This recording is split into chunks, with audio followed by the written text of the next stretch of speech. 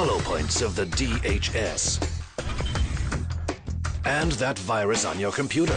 The Army now links to systematic covert operations on anyone who criticizes multinationals.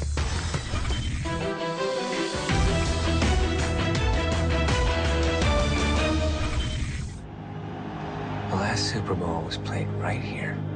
We're here for drone repair. Declared martial law. Daddy, what's martial law? This summer's apocalypse movies tap current fears, notes Elysium director Neil Blomkamp. His new blockbuster shows America as a third world state. He says this isn't science fiction. This is today. This is now. 2 in 3 Americans now say the country is going the wrong direction. Half of them say it could require armed revolution. The New York Times notes America's prepping movement, people preparing for the worst, has now gone mainstream. Best-selling author Gerald Celente joins us. Thanks very much for coming on. You write the curtain's coming down on half a century of US dominance. Why do you say that? Fascism has come to America. I don't say that as an inflammatory statement. I use it as a statement of fact. The merger of state and corporate powers, by definition, is called fascism. And I could back up that fact with 4 simple words. Too big to fail. In capitalism, there is no too big to fail. So it's been a corporate takeover, a military-industrial complex so big that if you just take out one underpinning of a too big to fail, the entire system collapses. They essentially called martial law a state of siege in Boston, magnified that in a couple of cities going on at the same time. You're going to see the entire nation break down. As long as the United States keeps waging war, the chances of retaliatory attacks grow greater. Hey, there was another drone strike. Another war being fought. There's a Bronx saying that we used to have as I was a kid. Payback's a bitch. The United States can't win a war, whether it's Iraq or Afghanistan, whether it's Libya or whether it was Vietnam. So the people have lost faith in the military aspect of the government, the policing aspects of the government. And so they realize on the economic end that they're on their own. Only the too big to fail are there to be saved. Yeah, too big to fail banks. People don't realize by law, own your deposits. You know, when they need them, they take them. If you have your money in your own possession, you don't have your money. Here, this is a fact. When 9/11 happened, I know this personally. I tried to get my money out of certificates of deposit, CDs. And I called up Fleet Bank. They're gone now. They fleeted away. I think Citigroup or one of them, Bank of America, bought them out. And I wanted my money transferred to my local bank. And they said, no, you can't get it. I got shafted by MF Global's scam when John Corzine brought down the company and they stole my money out of my segregated account. So the first thing is the golden rule. If you don't have any gold, you're not going to rule anything. You better have money, and in more than one denomination. And gold and silver is the popular denomination among neo-survivalists. If you were a Greek Cypriot and they closed the banks for what, almost 2 weeks, don't you wish you had some gold and silver to buy what you needed? That was the canary in the mine shaft. America's canary has actually stopped singing, writes finance site Silver Bear. Your bank savings will be raided in the upcoming crash, quietly amidst this new government document, which suggests the collapse will be much worse than in 2009. New rules by the Federal Deposit Insurance Corporation reveals, quote, returning the sound operations of the globally active, systemically important financial institutions, that's the too big to fail banks, would be provided by converting unsecured debt from creditors. Converting unsecured debt is finance speak for taking regular savings. All this leaves Americans, warns former Wall Street banker Eve Smith, worse off than Cyprus. Canaries and coal mines are a popular analogy at the moment. Target Health says it's the bees. Either we stop the systematic poisoning or there will be war, writes the investigative website Story Leak. This is what your grocery store looks like if bees die out, as only they can pollinate much of our food. 9 in 10 bees in the States have already died.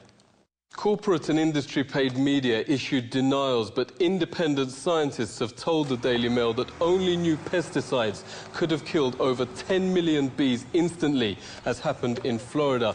Here, beekeeper Charles Smith of the Smith Family Honey Company points to some of the millions who have suddenly dropped dead. Story Leak editor Anthony Gucciardi's investigated the corporations behind these chemicals. Thanks very much for coming on. You write it's them or us.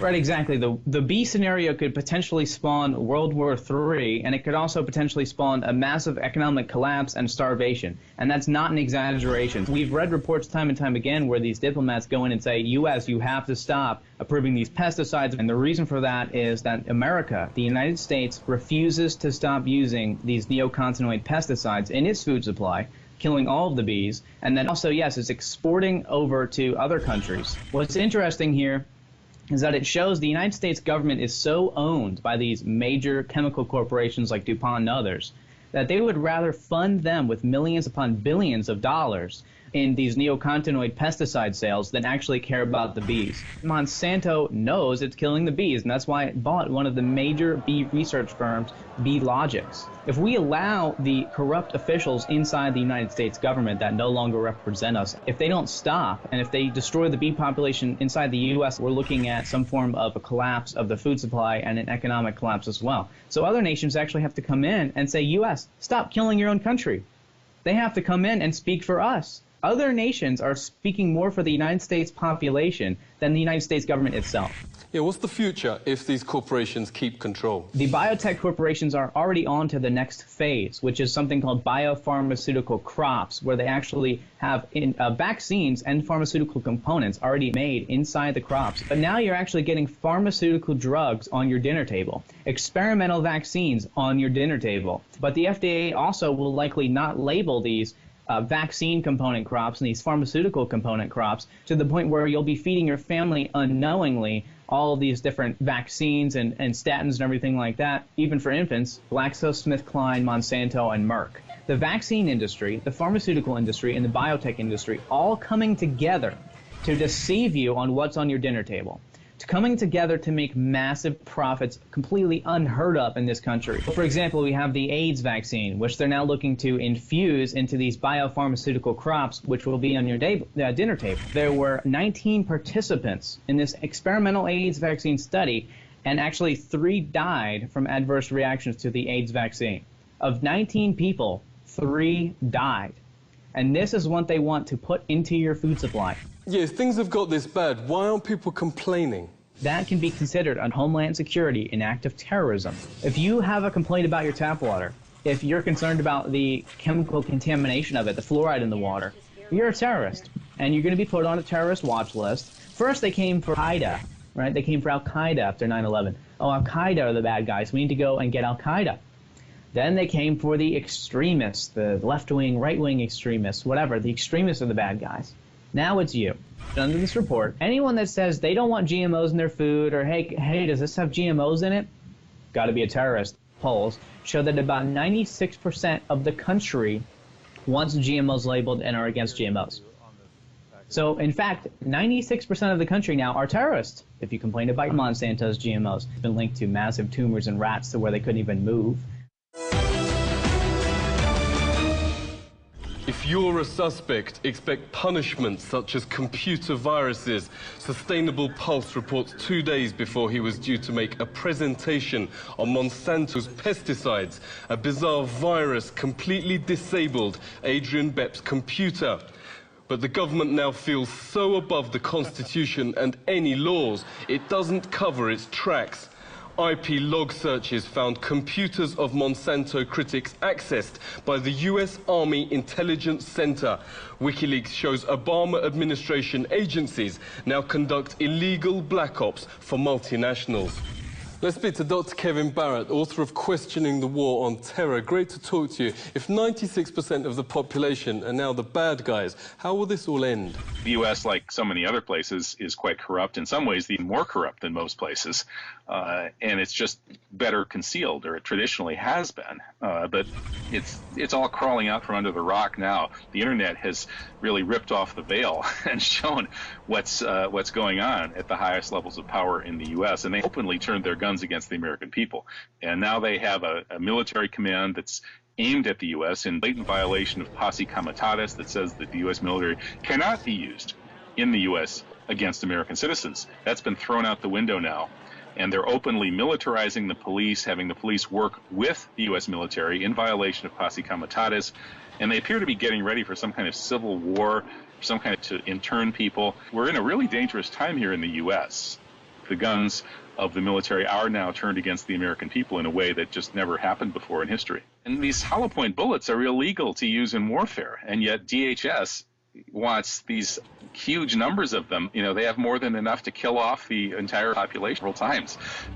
The hollow point expands on impact to almost 3 times its size. The expanding effect means that the bullet dumps its power inside the body, damaging more tissue. A larger wound means a greater chance of hitting an organ, cutting nerves, or severing an artery. It's quite worrisome. I know a lot of people who are getting out of the U.S., and maybe they're the smart ones. Nationwide protests, hunger strikes and sit-ins are currently sweeping the United States, notes the website Popular Resistance. But with a corporate media blackout of any news that threatens their paymasters, a more